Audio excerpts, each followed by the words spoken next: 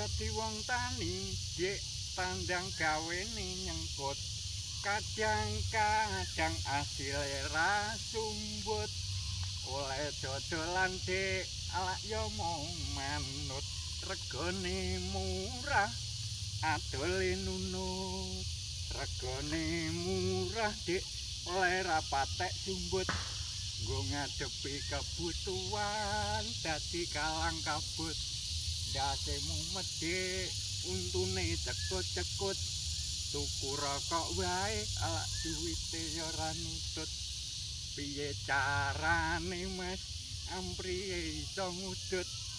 mula kuwi dik tukune mbako padut regane miring alak duwite yo nutut ngono wae Mas penting kenek diudut aku nurut dik alias manut yen bakone dik kalak mbako padut yen wis sempat dik yo gendang udut yen bakone dik dilinting nganggo papir kene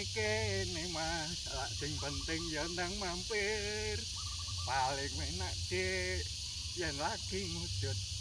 sing tengah digondeli Mas pucuke diemut oleh nikmati Mas nganti manggut-manggut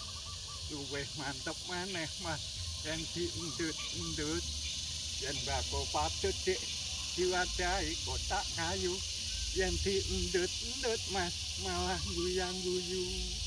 paling penak dik yen lagi ngudut yen durung suwe Mas ojo sampe dicabut yen dicabut dik lambene njabrut raupane tambah besengut dhuwur irung dik kalak isor untu durung Mas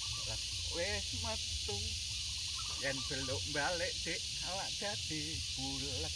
yen kuwalik Mas dadi telek-telek yen kuwalik dik arange gak bener